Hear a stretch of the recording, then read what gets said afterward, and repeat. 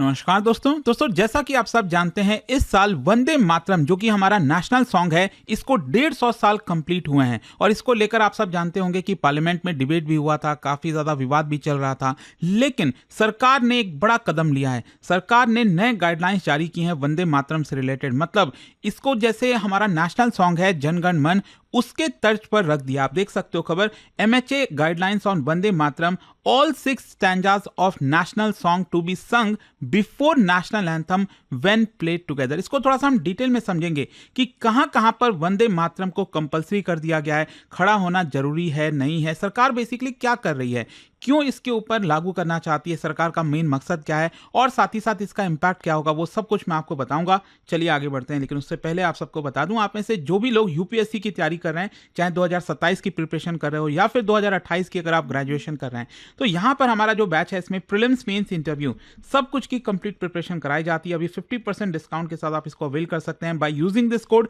अंकित live. Link comment section में दिया हुआ है। अगर आपको कोई भी डाउट है, प्रॉब्लम है, ये फोन नंबर है, इस पर कॉल करिए, मेरी टीम आपको अच्छे से गाइड कर देगी। चलिए शुरुआत करते हैं। सबसे पहले ये देखते हैं कि हुआ क्या है। देखिए, union ministry of home affairs जिसके मिनिस्टर हैं अमित शाह जी, उन्होंने रिलीज किया है फॉर्मल रूल्स गवर्निंग कि किस तरह से हमारे देश में वंदे मातरम को ट्रीट किया जाएगा, जो कि हमारा नेशनल सॉन्ग है, इसको कितना रिस्पेक्ट देना है, कब गाया जाएगा। मतलब जो भी रूल्स एंड रेगुलेशन है जो हम नेशनल एंथम के लिए देखते हैं, जन गण मन के लिए, सेम ये चीज इसके लिए किया जा रहा है। और ये जो रूल्स है, first of all let me tell you, schools में, गवर्नमेंट इवेंट्स में, अवार्ड सेरेमनीज में, कई सारे जो फॉर्मल ओकेजन होंगे वहां पर ये लागू होने वाला है। क्योंकि इस ऑर्डर के पहले अगर आप देखोगे तो वंदे मातरम को नेशनल सॉन्ग ऑफ इंडिया के तौर पर तो रिकॉग्नाइज किया जाता था, लेकिन कोई भी ऑफिशियल प्रोटोकॉल नहीं था। देखो, जब हम वंदे मातरम की बात करते हैं तो 1875 में इसको लिखा गया था बंकिम चंद्र चट्टोपाध्याय जी के द्वारा, और उन्होंने जो नोवेल निकाली थी 1882 में आनंद मठ, उसमें ये अपीयर आपको देखने को मिलेगा। और फ्रीडम स्ट्रगल में भी इसको काफी अच्छा, मतलब इसका इस्तेमाल किया गया लोगों के अंदर प्रोत्साहन लाने के लिए, तो इसको काफी ज्यादा गाया जाता था। कॉन्स्टिट्यूशनल स्टेटस की बात करें तो आगे चलकर इसको लेकर काफी डिबेट हुआ कि क्या वंदे मातरम को नेशनल एंथम के तौर पर रखना चाहिए, मतलब किस तरह से इसको रिकॉग्नाइज करना चाहिए।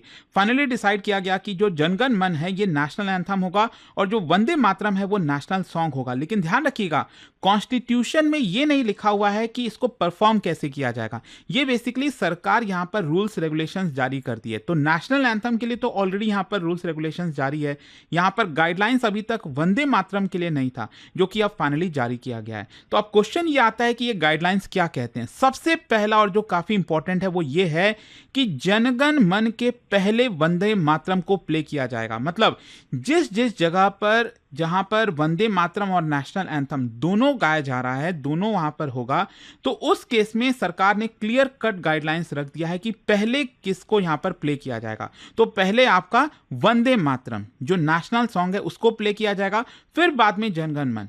मतलब जैसे मान लीजिए अगर कोई एक फंक्शन है जहां पर सिर्फ नेशनल एंथम गाना है तो तब चलो नेशनल एंथम ही होगा। लेकिन अगर नेशनल एंथम और वंदे मातरम दोनों है तो उस केस में वंदे मातरम पहले प्ले किया जाएगा। दूसरा यहां पर क्वेश्चन आता है कि ये कहां कहां पर लागू होगा। देखो, यहां पर कई सारे ऑफिशियल और जो फॉर्मल ओकेशंस हैं वहां पर इसको प्ले करना मस्ट है। कहां कहां पर मस्ट है मैं आपको बता दूं। जो गवर्नमेंट इवेंट्स हो गए, फंक्शंस हो गए, वहां पर सिविल जो सेरेमनीज होती है ना, आपने देखा होगा पद्मा अवार्ड्स वगैरह दिया जाता है, राष्ट्रपति प्रेजेंट करते हैं, तो उस केस में। फिर इसके अलावा यहां पर अराइवल और जो डिपार्चर है प्रेसिडेंट का, जब भी राष्ट्रपति कहीं पर जाते हैं, आते हैं, तो उस केस में यहां पर जो है प्ले किया जाता है। नॉर्मली नेशनल एंथम होता था, अब ये जो वंदे मातरम है नेशनल सॉन्ग वो भी प्ले किया जाएगा। फिर इसके अलावा यहां पर जो प्रेसिडेंट का ब्रॉडकास्ट एड्रेस होता है स्टेट मीडिया में, जैसे 26 जनवरी आती है तो उसके पहले एक दिन पहले आपने देखा होगा जो राष्ट्रपति हैं वो संबोधित करते हैं पूरे देश को, तो उस केस में। फिर इसके अलावा यहाँ पर जो इवेंट्स होस्ट किए जाते हैं गवर्नर्स, लेफ्टिनेंट गवर्नर्स के द्वारा राज्यों में, यूनियन टेरिटरीज में, वहां पर। और साथ ही साथ ये बहुत इंपॉर्टेंट पॉइंट है, स्कूल असेंबलीज में नॉर्मली आज तक हम जब भी पढ़ते आए, जब भी आपने देखा होगा, आप स्कूल में रहते होगे, तो नेशनल एंथम तो कंपलसरी होता ही था, राइट, इसमें कोई डाउट नहीं है। लेकिन अब यहां पर जो वंदे मातरम है इसको भी कंपलसरी कर दिया गया। मतलब इसका बड़ा असर होगा और आप कह सकते हैं कि जो असेंबली की टाइमिंग है वो थोड़ी सी एक्सटेंड हो जाएगी। और डिपेंड करता है कि सरकार जहां जहां पर भी डायरेक्ट करेगी ना कि यहां पर प्ले करना है तो उसको प्ले करना होगा। तो ये सारे ओकेशंस पर यहां पर इसको प्रोटोकॉल बना दिया गया है वंदे मातरम को लेकर। अच्छा, यहाँ पर क्वेश्चन ये है कि वंदे मातरम का क्या पूरा जितने भी स्टैंजाज हैं वो सभी यहाँ पर प्ले किए जाएंगे? बिल्कुल। मैं आपको एक चीज़ बता दूं, क्योंकि इसी चीज़ को लेकर काफ़ी कंट्रोवर्सी होती रहती है। यहाँ पर डिबेट ये होता है कि जो दूसरे समुदाय के लोग हैं उनको आहत होता है सेकंड स्टैंजा के बाद, तो जनरली जो है इसको अवॉइड कर दिया जाता था और जो पहला 2 स्टैंजास थे वही यहाँ पर प्ले किए जाते थे। लेकिन अब यहाँ पर कंपल्सरी किया गया है कि जहाँ जहाँ पर भी ये प्ले किया जाएगा वहां पर आधा अधूरा नहीं होगा, वहां पर पूरा का पूरा जो 6 स्टैंजाज हैं, 6 स्टैंजाज हैं, वो सभी प्ले किए जाएंगे। So this is very important. और इसकी ड्यूरेशन की अगर हम बात करें तो इट इज 3 मिनट्स 10 सेकेंड्स। जैसे कि आप सब जानते होंगे नेशनल एंथम के केस में उसका जो ड्यूरेशन डिफाइन किया गया है वो है 52 सेकेंड्स, राइट।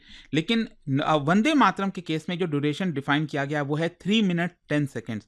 तो इससे आप समझ सकते हो कि जो ओवरऑल जहां जहां पर भी प्ले किया जाएगा वो जो है आपका एक्सटेंड हो जाएगा। अब क्वेश्चन यहां पर सबसे इंपॉर्टेंट एक ये आता है कि जब भी वंदे मातरम प्ले होगा क्या आपको खड़ा होना जरूरी है या फिर बैठ सकते हैं? क्योंकि आपने देखा होगा जन गण मन नेशनल एंथम को लेकर भी काफ़ी इसको लेकर डिबेट हुआ था। यहाँ पर कई वीडियोस वगैरह सामने आए, लोग एक दूसरे को मार रहे हैं सिनेमा हॉल में, बहुत सारी चीज़ें आई। तो यहाँ पर मैं आपको बता दूँ, सरकार ने क्लियर कट कर दिया है कि जैसे जैसे जनगण मन को हम ट्रीट करते हैं वहाँ पर खड़ा होना कंपल्सरी रहता है, सेम यहाँ पर भी करना होगा। जो भी ऑफिशियल्स होंगे, गेस्ट होंगे, स्टूडेंट्स होंगे, उनको वंदे मातरम जब तक प्ले हो रहा है उनको खड़ा ही होना पड़ेगा। तो मतलब नेशनल सॉन्ग को नेशनल एंथम की तरह ही ट्रीट किया जा रहा है, उससे वो डिफरेंट नहीं होने वाला। अच्छा, एक इंपॉर्टेंट चीज, एंड मुझे लगता है कि अभी भी बहुत से लोगों को डाउट है, शायद पता भी नहीं है।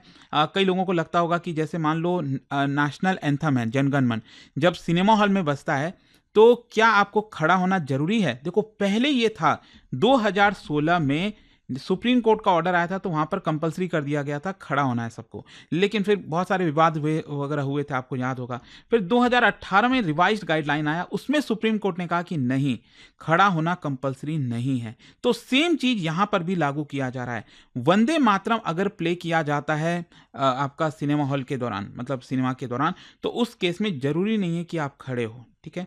तो ये एक बहुत इंपॉर्टेंट पॉइंट है जो मैं आपको क्लैरिटी देना चाहता था। अब क्वेश्चन ये आता है कि इसके पीछे की लीगल बैकिंग क्या है। देखो, आपको पता है एक कानून है prevention of insults to national honour act, मतलब हमारे देश से रिलेटेड जितने भी नेशनल सिंबल्स हैं उसको आप डिसरेस्पेक्ट नहीं कर सकते, सिंपल सी चीज है, राइट। तो ये कानून में है, लेकिन अभी तक इस कानून में नेशनल सॉन्ग को इंक्लूड नहीं किया गया था। नेशनल एंथम तो इंक्लूडेड था, और अगर आप कोई भी गलत काम करते हो, उसको डिसरेस्पेक्ट करते हो, किसी को गाने नहीं देते, प्रॉब्लम क्रिएट करते हैं, तो उस समय 3 साल तक की सजा हो सकती है नेशनल एंथम के केस में। सेम उसी प्रकार से नेशनल सॉन्ग के केस में भी यही किया जा रहा है कि आपको 3 साल तक जेल में डाला जा सकता है अगर आपने किया, पेनल्टीज आपको देनी पड़ेगी। तो ये सेम चीज आपका अब इसमें भी अप्लाई हो जाएगा। अच्छा, अब क्वेश्चन ये आता है कि ये जो गाइडलाइंस है वो इतना मायने क्यों रखते हैं, क्यों इतना सिग्निफिकेंट है?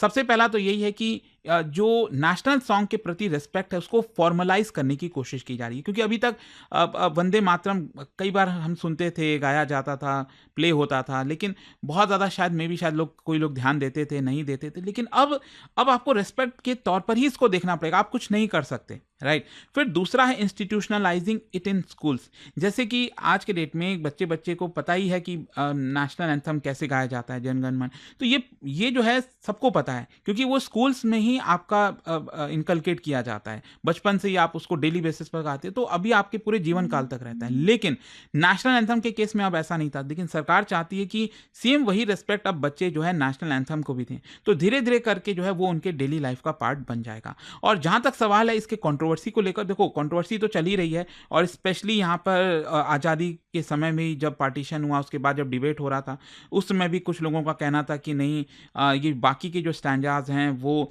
मुस्लिम कम्युनिटी को वो शायद एक्सेप्टेबल नहीं होगा, क्योंकि यहाँ पर दुर्गा शब्द का इस्तेमाल किया गया है, विद्या हो गया, तो इस तरह के जो हिंदू डाइटीज़ हैं उनसे रिलेटेड है, इसलिए इसको लेकर कंट्रोवर्सी होती रहती है। एंड सेम यही कंट्रोवर्सी अभी रिसेंटली भी पार्लियामेंट में देखने को मिली थी।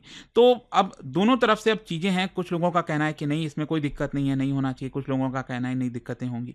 खैर जो भी है, आई होप कि आपको इस वीडियो से डिटेल में समझ में आ गया होगा कि एग्जैक्टली वंदे मातरम को लेकर सरकार ने क्या डिसीजन लिया है, क्या कंपलसरी है क्या नहीं है। जाने से पहले एक बहुत ही इंटरेस्टिंग क्वेश्चन, क्या आप बता सकते हो with reference to national anthem of India इनमें से कौन सा स्टेटमेंट करेक्ट है? और उसका जो राइट आंसर है आप दोस्तों आप सब जानते हैं, मेरे इंस्टाग्राम पर तो मिलेगा ही, वहां पर अगर आप नहीं हो कोई बात नहीं, टेलीग्राम से ले सकते हैं इसका सही उत्तर। और दोस्तों जैसा मैंने आपको बताया, अगर आप यूपीएससी की तैयारी कर रहे हैं, कोई भी बैच है, चाहे वो आपका 2027 का हो, 28 का हो, 2026 का प्रीलिम्स क्रैश कोर्स लेना चाहते हैं, सबके लिंक कमेंट सेक्शन में दिए हैं, आप बस यूज कर लीजिएगा ये कोड अंकित लाइव मैक्सिमम डिस्काउंट के लिए। और स्पेशली अभी 50% डिस्काउंट आपको मिल जाएगा एक्स्ट्रा, यहाँ पर आपको मिल रहा है सेल के दौरान। और कोई भी डाउट है, प्रॉब्लम है, इस फोन नंबर पर कॉल करिए, मेरी टीम आपको अच्छे से गाइड कर देगी।